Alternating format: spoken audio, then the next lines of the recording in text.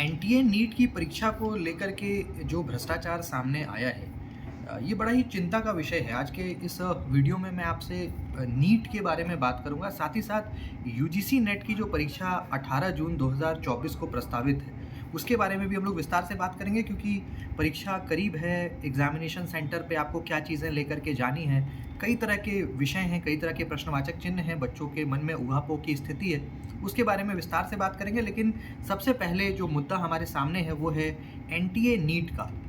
मैं आपको बताऊं कि सालों भर प्रिपरेशन बच्चे करते हैं, ये कोई एक दिन दो दिन की बात नहीं है।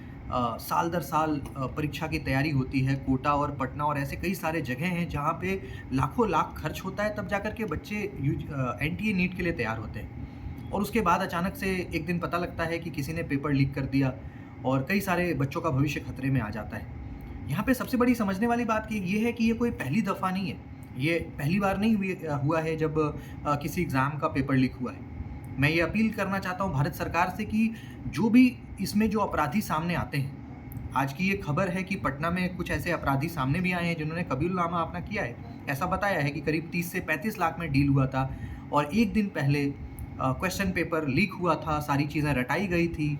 उस पर्टिकुलर अमाउंट में ये डिसाइड किया गया था कि आपको एग्ज़ाम क्लियर करा दिया जाएगा ताकि आपको गवर्नमेंट कॉलेज मिल जाए। अगर ऐसे अपराधी सामने आते हैं तो कम से कम फांसी की सज़ा होनी चाहिए, ये मिनिमम मैं कह रहा हूँ। बाकी इससे बड़ी सज़ा भी हो तो मुझे लगता है वो कम ही होगा, क्योंकि जब ऐसे पेपर लीक होते हैं तो कई सारे बच्चे सुसाइड करते हैं, कई सारे बच्चों के सपने पे पानी फिर जाता है। तो ये जो मामला है ये बड़ा ही ज्वलंत है, ये हल्के में लेने वाला मामला नहीं है। भारत सरकार को भी इसको लेकर के कानून बनाना चाहिए ताकि आगे से पेपर लीक का जो भी इशू है वो सॉर्ट आउट हो, वो ख़त्म हो।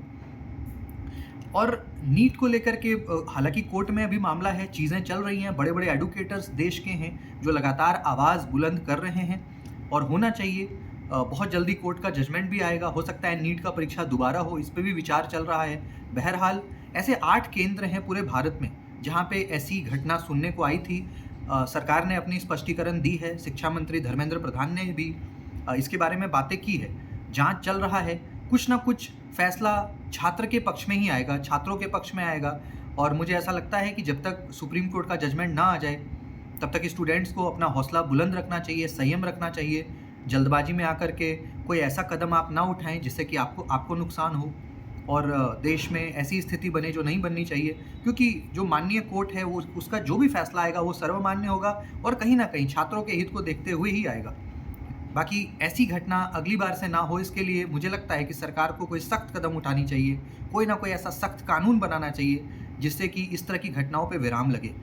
हर तरह के पेरेंट्स हैं, हर तरह के बच्चे हैं, कुछ तो मान लीजिए वेल ऑफ फैमिली से हैं, कुछ बच्चे ऐसे हैं जिनके पिताजी किसान हैं, जिनके पिताजी मान लीजिए कि रिक्शा चालक हैं, उनके बच्चे भी सपना देखते हैं कि एक दिन वो डॉक्टर बनेंगे, ज़मीन बेच करके पढ़ाते हैं। ऐसी स्थिति में जब पेपर लीक होता है, ये कहीं ना कहीं इसकी भर्त्सना होनी चाहिए, ये बहुत ही निंदनीय है और इस पर कठोर से कठोर कानून और कदम उठना चाहिए।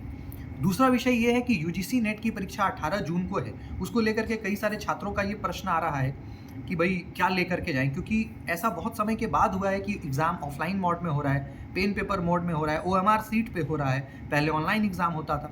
तो इसमें कुछ चीज़ों का आप ध्यान रखें, जैसे कि आप कुछ पहन कर ना जाएं, जैसे आप बेल्ट पहन करके जाते हैं, आप स्मार्ट वॉच पहन के जाते हैं, या मान लीजिए किसी प्रकार का बोतल आप कैरी करते हैं, तो उन चीज़ों से बचें। क्योंकि सेंटर पे इस तरह की चीज़ों की उपलब्धता होगी, अवेलेबिलिटी होगी, आपको ये प्रोवाइड कराया जाएगा। तो कोशिश करें कि बहुत हल्का कपड़ा पहन करके आप जाएं, ऐसा कपड़ा हो जिसमें कुछ ऐसी चीज़ें ना लगी, क्योंकि वो आपको अलाउ नहीं करेंगे, वो बाहर आपको रखवा लिया जाएगा। बाकी पेन जो है अगर ले जाना है ज़रूर एक ले जाएं, ट्रांसपेरेंट वाला, जिससे कि आपका इंक अंदर का दिखे। क्योंकि आजकल मॉडर्न टाइम है, कई सारे टेक्नोलॉजी ऐसे हैं जिसके वजह से चीटिंग वगैरह का मामला सामने आता है। तो पेन अगर ले जाना है तो बिल्कुल ट्रांसपेरेंट पेन, लिंक ग्लाइसर वगैरह का जो आता है वो लेकर के जाएं, वो उचित होगा। इसके साथ ही साथ मान लीजिए कि किसी स्टूडेंट्स को ऐसा लगता है कि भाई भ्रामक स्थिति में है कि भाई क्या लेके जाएं क्या नहीं लेके जाएं, तो अगर मान लीजिए कोई चीज़ अतिरिक्त आप लेके जाते भी हैं, कोई एक्स्ट्रा चीज़ आप अगर लेके जाते हैं, तो परीक्षा केंद्र के बाहर समुचित व्यवस्था होती है उसको रखने की।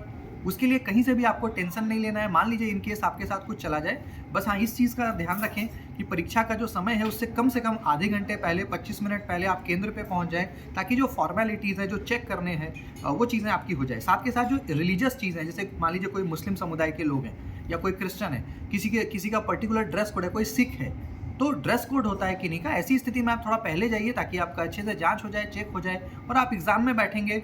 एडमिट कार्ड का टोटल 3 पेज है, आप 3 का 3 पेज लेकर के जाएं, अपना 2 फोटोग्राफ जरूर लेकर के जाएं क्योंकि वो वहाँ पे पेस्ट होगा। बाकी इनकेस अगर कोई समस्या आती है तो वहाँ पे जो भी केंद्र पे इन्विजिलेटर होंगे निश्चित रूप से वो आपका समाधान करेंगे, कहीं से कोई चिंता की बात नहीं है। आप अपना मन बुलंद करके, हौसला को बिल्कुल अफजाई करके एग्जाम देने जाइए, निश्चित रूप से आपको सफलता मिलेगी। मेरे तरफ से बहुत सारी शुभकामनाएं आप सभी को है। किसी प्रकार का कोई डाउट हो तो कमेंट सेक्शन में लिखिए, निश्चित रूप से मैं उसका समाधान करने का प्रयत्न करूंगा। धन्यवाद।